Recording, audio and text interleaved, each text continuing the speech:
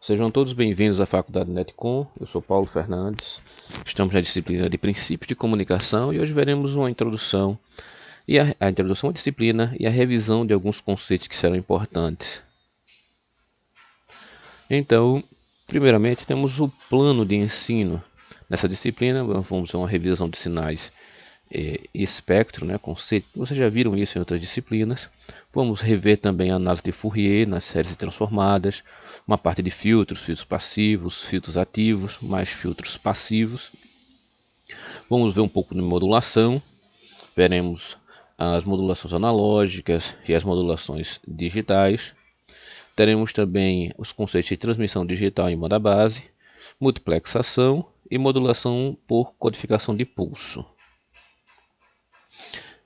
Muito bem, se nós pegarmos um programa simples como o Audacity e nós gravarmos a nossa voz, nós teremos um sinal que ele pode ser visto no tempo com a modificação das amplitudes desse sinal, onde no eixo X, no eixo da abscissa, você vai ter as amplitudes, o tempo, perdão, e as amplitudes podem ser vistas nos eixos das ordenadas ou no eixo em Y. E praticamente você verá o sinal dessa forma. Veja, aqui eu tenho um sinal no tempo, mas existe outro domínio em que eu posso trabalhar com esse sinal, que é o domínio da frequência. E este é muito importante, porque é nesse domínio da frequência em que eu posso desenvolver filtros, eu posso ter algum ruído do sinal, a identificação desse ruído, a efetividade do meu filtro. E veja que isso é visto na frequência. Esse aqui é o gráfico de Bode, onde eu posso ver aqui no eixo X, o eixo das frequências, e aqui eu vejo a potência dele em dB. Então, vemos a classificação dos sinais. Os sinais eles podem ser contínuos, nós já vimos isso em disciplina, vocês já viram isso tranquilamente. Os sinais contínuos, em um determinado espaço, por exemplo, entre 50 e 100, eu tenho infinitos valores entre 50 e 100. Isso é um sinal contínuo. O sinal da voz é contínuo, o sinal da rede elétrica é um sinal contínuo. E podemos ter também sinais discretos, onde desse sinal contínuo são pequenas amostras desse sinal, e eles têm espaços limitados, mas mesmo nesses espaços limitados, teoricamente eles teriam infinitos pontos. Nós sabemos que no sistema computacional isso não é possível. Ele deve ser limitado. Você não tem condição de ter infinitos pontos dentro de um espaço no computador, porque a memória dele é finita. Então, a partir desses pequenos espaços menores, desse espaço contínuo que são amostrados, é possível ser feito o processo de quantização e depois o processo de digitalização do sinal. E o sinal sairia o sinal digital, que é uma representação digital do sinal analógico. Veja, aqui nós temos a representação de como é um sistema no tempo contínuo, onde você tem o x de t, o t entre aspas, e o x de n. O n identifica o tempo no tempo contínuo, no sistema discreto. Então você tem o x e entre colchetes o n. Então, para um sistema de tempo contínuo, eu entro com um sinal contínuo e saio com resultado contínuo. Para um sinal discreto, eu entro com o sinal discreto, e no sistema de tempo discreto eu também saio com o sinal discreto. Ok? E aqui nós temos o exemplo de dois sinais. Uma senoide, senoidal, uma onda senoidal, e aqui nós temos um ruído aleatório, que pode ser um ruído branco, um ruído também chamado de ruído gaussiano. Aqui nós temos alguns tipos de sinais que são limitados ou não no tempo, certo? Sinais limitados no tempo, nós temos os sinais estritamente limitados e o assintoticamente limitado. Sinal estritamente limitados, ele tem um começo e um fim, ou então ele tende a zero, tá vendo? E os sinais assintoticamente limitados, eles vão tender a infinito e em algum momento eles são cortados. Nós também podemos fazer algumas transformações da variável independente desses sinais. Esse sinal, por exemplo, o sinal x de t, certo? Ele pode ser espelhado, x de menos t, ele pode ser comprimido, x de 2t, ele pode ser expandido, x de t mais 2. Ok? Então você pode também trabalhar com esse sinal, fazendo com que ele avance no tempo, ou ele atrase no tempo, ou ele avance no tempo. Isso é possível de ser feito. Ou você pode fazer a modificação desse sinal em que se pode espelhar e atrasá-lo no tempo, ou espelhar e avançá-lo no tempo. Então você pode fazer mais de um processo nesse sinal, nas transformações das variáveis independentes. Ok? Também precisamos identificar o que é um sinal par e um sinal ímpar. Então um sinal par, vocês já viram isso em outras disciplinas, nada mais é do que o sinal em que no primeiro quadrante eu vejo a mesma curva, o mesmo sinal se repetir no segundo.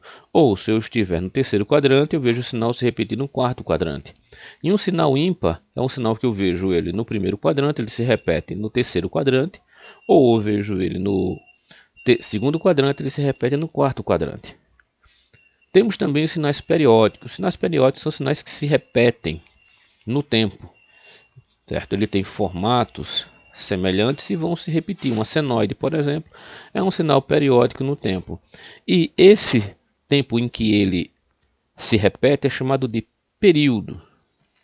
Nós temos que o período fundamental de uma senoide ou de uma cossenoide é 2π. A cada 2π o sinal se repete da mesma forma. Podemos ver também algumas representações desses sinais. Por exemplo, se for utilizado um exemplo da rede elétrica. Na rede elétrica nós temos um sinal que ele tem, que é um sinal,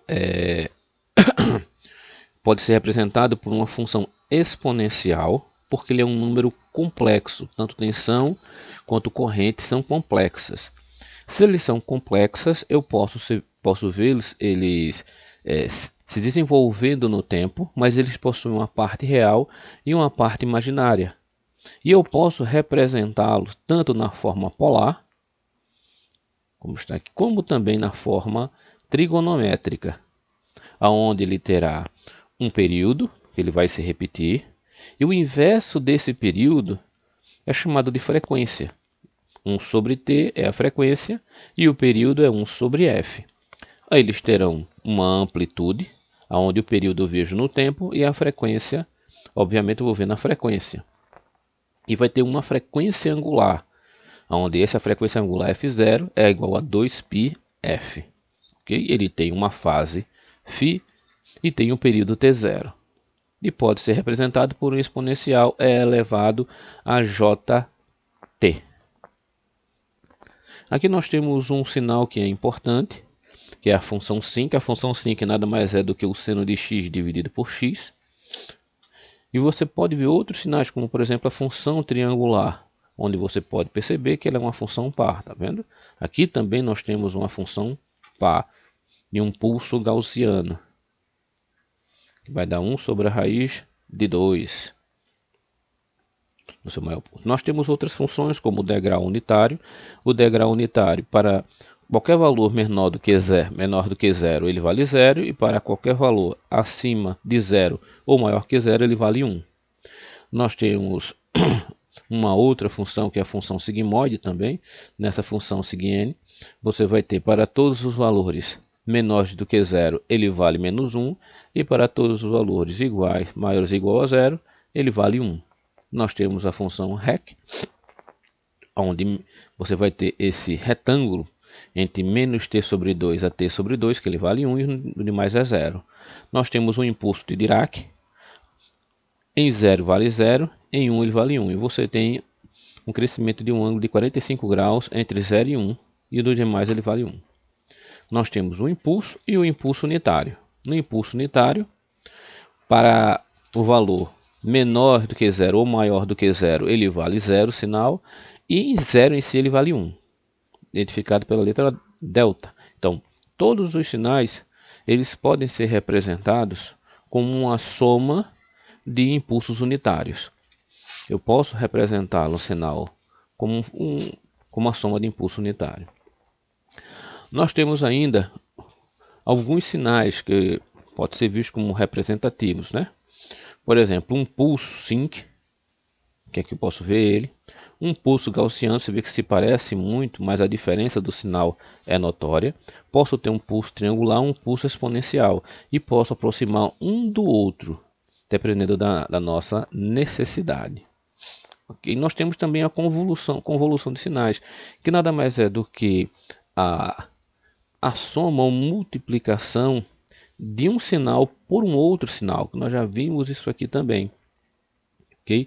Você vai ter dois sinais, V de t e W de t, e você pode trabalhar, por exemplo, t mais 3 vezes U de t mais 3.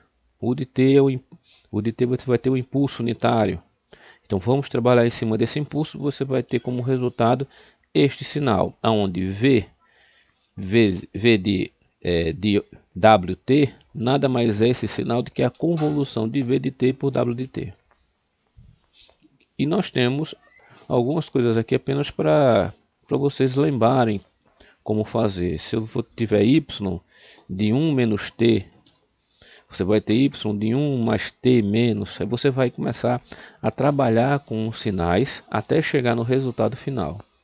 Então basta vocês observarem que não é nada, nenhum bicho de 7 cabeças. Se eu tiver y de 1 menos t, eu tenho esse sinal. Tá aqui o t.